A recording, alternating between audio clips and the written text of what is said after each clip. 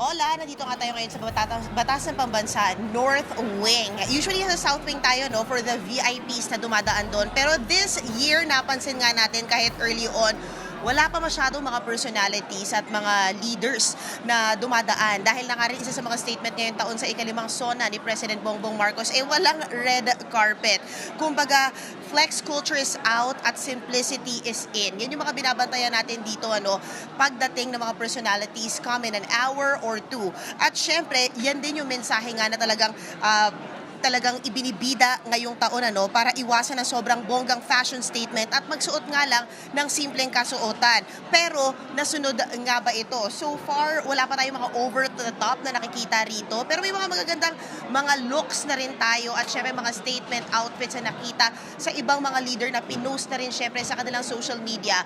Kanina kang umaga sa Senate, nakita natin si Senator Risa Hontiveros dumalo sa second regular session suot ang Joe Rubio creation na blue-gray terno.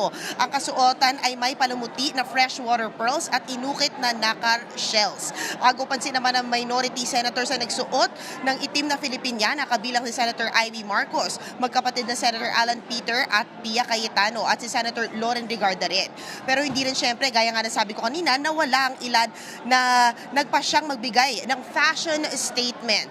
Statement terno ang suot ni Kabataan Representative Attorney Reneco at Kabataan Party List UST spokesperson Guest Raven Raceles. Dinesenyo mga ito ng artist mula Panday, Sining, UP Diliman, Sofia Kabugoy at Gaya Mauricio. Sa SONA, hindi naman po pinagbabawal ang over the top. Hindi lang talaga ito encourage at talagang ngayon nga sa lahat ng nangyayaring issue sa ating bayan, talagang mas maganda na they read the room at hindi maging out of touch. So far, isa rin sa mga nakikita nating trend, sa mga nakausap nating personality at mga leader na darating dito, ang pagsuot ng mga archival o ang pag-rewear. Kumbaga yung mga dati nila mga terno ay ngayon na po nila isusuot. At syempre mamaya-maya pagdating nila, abangan yung update sa atin dito sa 1PH dahil ibibigay namin sa inyo yan blow by blow kung sino-sino na nga yung mga nakausap natin dito sa North Wing na darating.